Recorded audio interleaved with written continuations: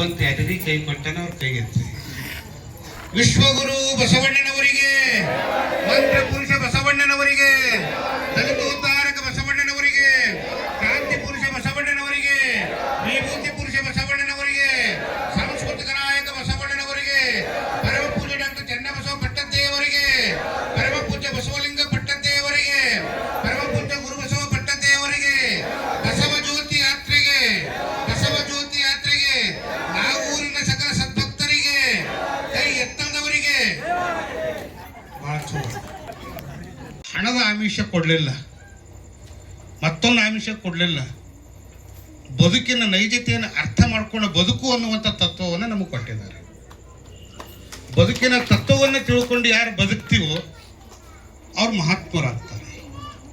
ಚನ್ನಬಸವ ಪಟ್ಟದೇವರು ಇವತ್ತು ನಮಗೆ ಯಾಕೆ ನಡೆದಾಡೋ ದೇವರಂತ ಕಾಣಿಸ್ತಾರ, ಬಸವಲಿಂಗ ಪಟ್ಟದೇವ್ರು ಯಾಕೆ ನಡೆದಾಡೋ ದೇವರಂತ ಕಾಣಿಸ್ತಾರ, ನಾವು ಎದುರು ಬಂದರೂ ನಾವ್ಯಾಕೆ ದೇವ್ ಹಂಗೆ ಕಾಣಿಸ್ತೀವಿ ಆಲೋಚನೆ ಮಾಡಬೇಕು.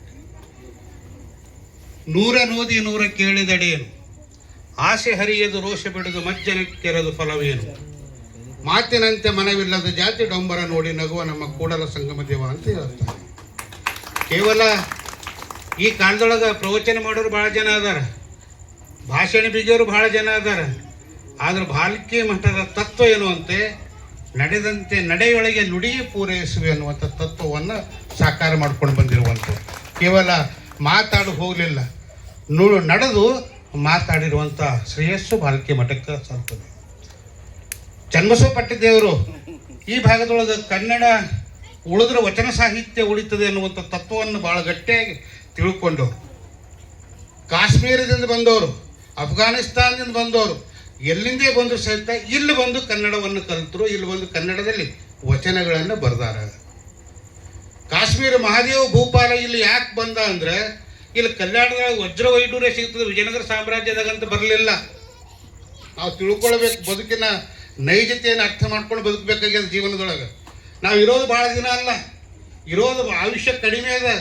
ಈ ಆಯುಷ್ಯ ಕಡಿಮೆ ಇದ್ದಾಗ ಬದುಕಿನ ಸತ್ವವನ್ನು ತಿಳ್ಕೊಂಡು ಹೋಗ್ಬೇಕಾಗ್ಯದ, ನಗ್ತಾ ಹೋಗ್ಬೇಕಾಗ್ಯದ.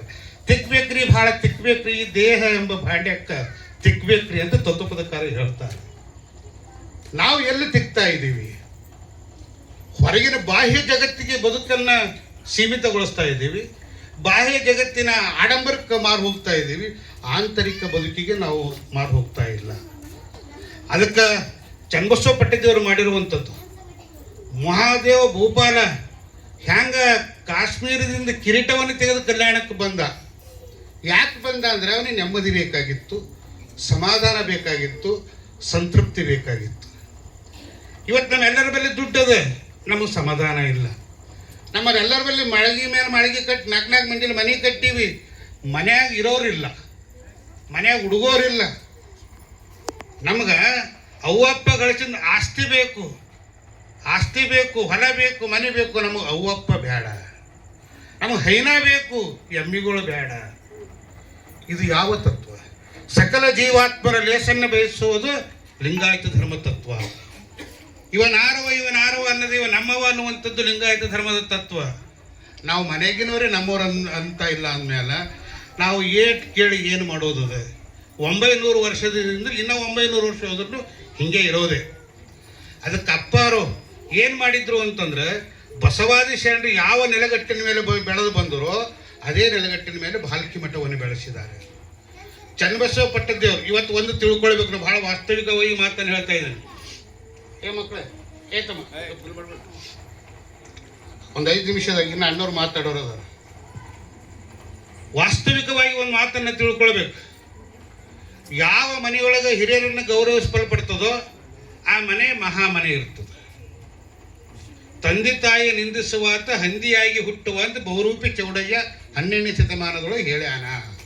ನಾ ಹೇಳಿನಿ ಮಾತು. 12ನೇ ಶತಮಾನದಾಗ ಬಹುರೂಪಿ ಚೌಡಯ್ಯ ಹೇಳ್ಯಾನ. ನಾ ಇಲ್ಲಿ ನಿಂತು ಮಾತಾಡ್ಬೋದು. ತಾಯಿ ಸೇವೆ ಮಾಡೋ ಜನ್ಮಕ. ನೀವು ಮನೆಗೆ ಹೋಗಂತೀರಿ, ಜುಮ್ಮ ಬಂದು ಭಾಳ ಚಂದ ಹಾಡ್ದ ನಮ್ಮೂರ. ಮನೆಗೆ ಹೋಗಿ ನಮ್ಮ ಮಗು ಅನ್ನ ಹಾಕಲಿಲ್ಲ ಅಂದ್ರೆ ಹಾಡು ಬಂದು ಸಾರ್ಥಕದ. ಹಿರಿಯರಿಗೆ ನಾವು ನೋಡಲಿಲ್ಲ ಅಂದರೆ ನಮ್ಮ ಈ ಬಸವ ತತ್ವಕ್ಕೆ ನಾವು ಯಾಕೆ ಅಂಟ್ಕೊಂಡು ಬದುಕಬೇಕು? ತತ್ವ ಹೇಳೋದೇನು ಅಂದರೆ ಸರಳೀಕರಣವಾಗಿ ಬದುಕ್ರಪ್ಪ, ಎಲ್ಲರೊಂದಿಗೆ ಪ್ರೀತಿಯಿಂದ ಬದುಕ್ರಿ, ಸಾಮರಸ್ಯದಿಂದ ಬದುಕ್ರಿ, ಅನೋನ್ಯತೆಯಿಂದ ಇರ್ರಿ ಅನ್ನುವಂಥದ್ದು ಬಸವ ತತ್ವದ ಜೀವಾಳ. ಇದು ಶ್ರೀಮಂತರ ಧರ್ಮ ಅಲ್ಲ. ಅಪ್ಪನು ನಮ್ಮ ಮಾದಾರ ಚೆನ್ನಯ್ಯ, ಬಪ್ಪನು ನಮ್ಮ ಡೋಹರ ಕಕ್ಕಯ್ಯ ಅಂತ ಎಲ್ಲರನ್ನ ಇಂಬಿಟ್ಟುಕೊಂಡು ಬದುಕಿಸುವಂತಹ ತದಾತ್ಮವಾಗಿರುವಂಥ ಚಿಂತನೆಗೆ ನಮ್ಮನ್ನು ಕೊಂಡೊಯ್ಯುವಂಥ ತತ್ವ ನಮ್ಮ ತತ್ವ. ಅದನ್ನು ಅಕ್ಷರಶಃ ಭಾಲ್ಕಿ ಮಠ ಬಳಸ್ಕೊಂಡು ಬಂದಿದ್ದಾರೆ. ಚನ್ನಬಸವ ಪಟ್ಟದೇವರು ಬಸವಣ್ಣನನ್ನು ನಂಬಿದ್ರು ಅಪ್ಪಟವಾಗಿ. ನಂಬಿ ಕರೆದಡೆ ಓ ಎನ್ನನೇ ಶಿವನು ಅಂತ ಅನ್ನಂಗೆ ಚನ್ನಬಸವ ಪಟ್ಟದೇವರು ಬಸವಣ್ಣನನ್ನು ನಂಬಿದ್ರು. ಅದೇ ವಾರಸದಾರ ಕರಸಂಜಾತರಾಗಿರುವಂಥ ಬಸವ